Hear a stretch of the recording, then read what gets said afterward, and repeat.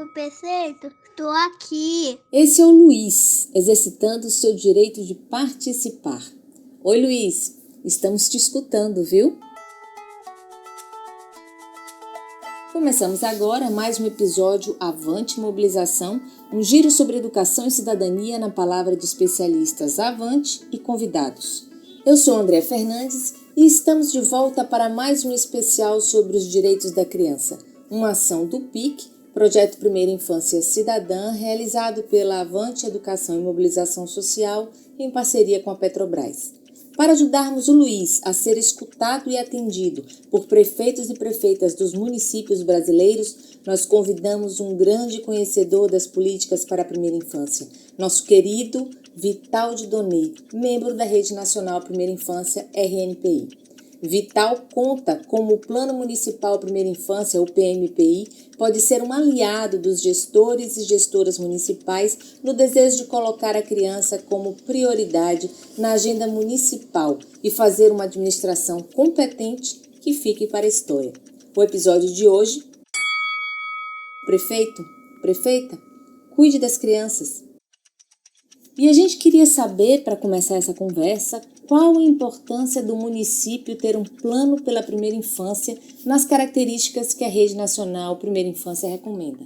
O plano é uma previsão, é um olhar antecipado para uma realidade, organizando as forças municipais da gestão pública e a participação da sociedade, dos profissionais, para atender todas as demandas de todos os seus cidadãos. No caso específico, o Plano pela Primeira Infância, de todas as crianças do seu município, de todas as infâncias. Você costuma dizer que o plano é um instrumento técnico e político. Explica isso melhor para a gente. O ideal seria que o prefeito ou a prefeita convencidos de que o plano vai ajudá-lo a ser um bom administrador do seu município, uma boa administradora, que vai marcar a história da sua gestão ou vai marcar a história do município com a sua administração, com a sua gestão competente. Então, ele é político porque ele depende de uma decisão política e porque ele é implementado por uma vontade política. Pois bem, então o plano, ele evita aquela administração tumultuada de correr atrás do problema, de atender uma demanda urgente, de fazer aquilo que bate a porta. Mas os municípios já têm tantos planos e continuam atuando dessa forma. Por que eles precisariam de mais um? Ele não é mais um plano. Ele reúne os planos que já existem, articula, integra e complementa naquilo que lhe está faltando. Quando nós fizemos o Plano Nacional pela Primeira Infância, a gente também pegou o Plano Nacional de Educação, o Plano de Saúde, o Plano de Assistência, e a gente via que o Plano de Saúde era de 4 anos, o Plano de Educação era de 10. Tinha área que não tinha plano. Cultura, por exemplo, na época que nós fizemos o Plano Nacional de Primeira Infância, não existia Plano Nacional de Cultura para as crianças, só para adolescente e adulto. Até no Ministério, naquela época, em 2009, fizemos bom relacionamento com as pessoas e assim, puxa, temos que aventurar-nos nessa área da cultura da infância, da primeira infância. Então, começou um movimento por aí. Então, o que aconteceu quando elaboramos o Plano Nacional pela Primeira Infância? Houve um diálogo dos planos existentes, os curtinhos de 4 anos receberam um horizonte de longo prazo para acompanhar a previsão de 12 anos que nós tínhamos para o Plano Nacional Primeira Infância, e aonde não existia planos, se construiu. Então, o Plano Municipal pela Primeira Infância, ele é a soma dos planos, ele não veio para ser mais um, mas para articular, complementar, preencher lacunas e dar a todos uma visão de longo prazo. A segunda característica desse Plano Municipal pela Primeira Infância é que, ao reunir todos os planos e todos os setores, ele constrói uma visão global e holística da criança. A gente está acostumado a ver plano de educação, fazer o cuidado de saúde, lá tem um problema de assistência social, então lá no CRAS você resolve, E aí, sabe o que está acontecendo? Que a gente vem administrando de forma setorializada, fragmentado, como se a criança fosse um quebra-cabeça de muitas peças que não se integram. Uma peça é saúde, outra peça é educação, outra peça é assistência, outra peça é cultura, outra peça é meio ambiente. E quem é essa criança? Onde está o seu eu? Onde está a integralidade da sua pessoa? Vejam bem, a LDB, quando define educação infantil, ela diz que a educação infantil promove o desenvolvimento integral, inteiro, portanto, da criança nos aspectos cognitivo, social, afetivo, físico, emocional. O que é aspecto? Aspecto é um olhar a partir de um determinado ponto de vista. Então, o pedagogo tem o olhar da criança como aprendiz, como construtora de conhecimento. O médico, pediatra, enfermeira tem olhar para a criança como um bem-estar físico, que precisa ter boa saúde. O assistente social vê a criança nas suas interações, relações, nos seus vínculos, e se tiver um problema aí, ela vai ajudar a resolver. Vejam, são atendimentos necessários, importantes, fundamentais e competentes, mas são fragmentos da política pública.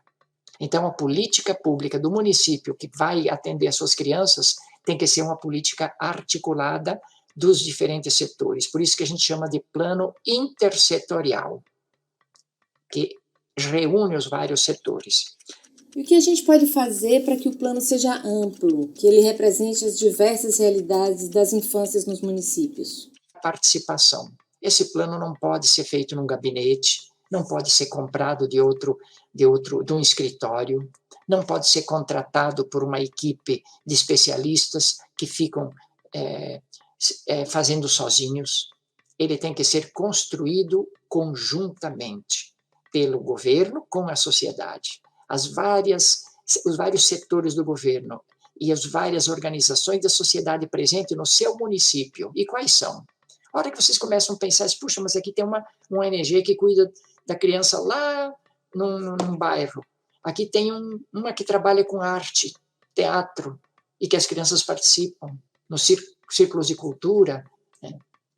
Aqui tem um outro grupo que atende famílias com problemas de relacionamento e todos esses setores, todos esses órgãos, todos esses profissionais têm alguma coisa a dizer.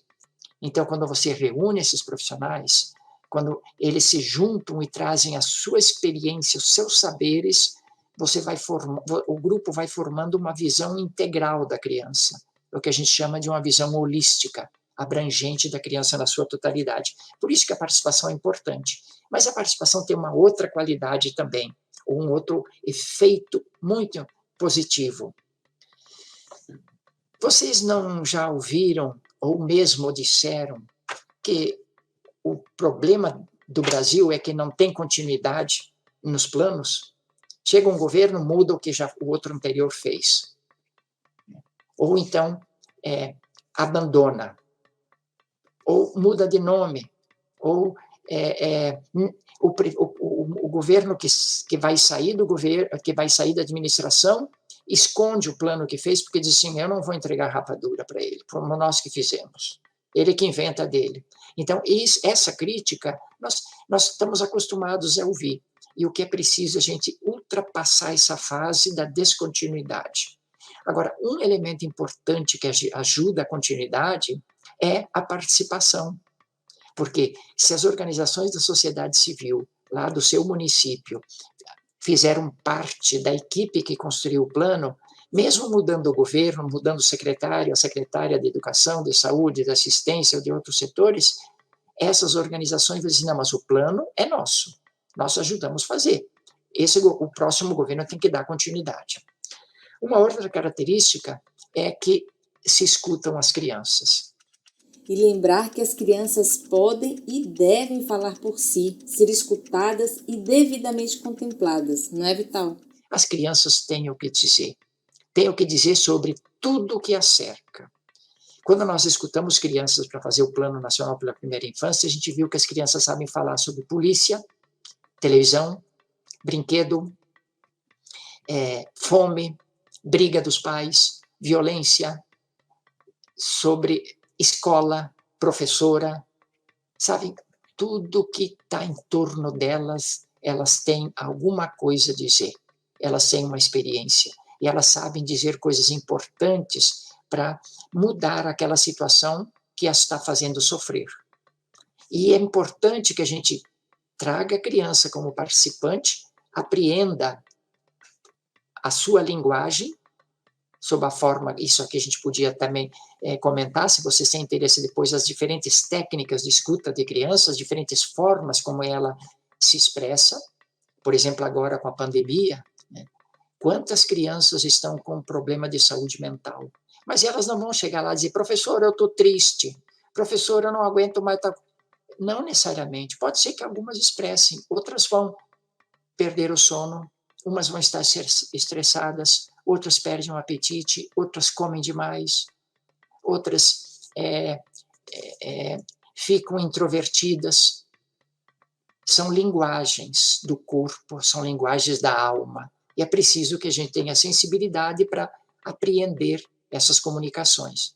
Então, a escuta da criança é decisiva e fundamental para que a gente acerte num plano que responda àquilo que é importante para a mudança e aperfeiçoamento, o desenvolvimento da vida delas. Na hora de pensar o PMPI, com que prazo devemos trabalhar? Pequeno, médio, longo prazo? Quando a gente faz um plano de 2 anos, de 1 ano, de 4 anos, terminou esse período, terminou. Só que a gente não consegue mudar a cara do município em relação às suas crianças se não tiver continuidade, se não tiver uma ação que se prolongue ao longo do tempo. Por quê? Porque toda hora está surgindo criança nova, toda hora os problemas são outros. Então é importante que as ações que a gente está trazendo, elas prossigam até mudar uma realidade, até criar uma cultura de cuidado.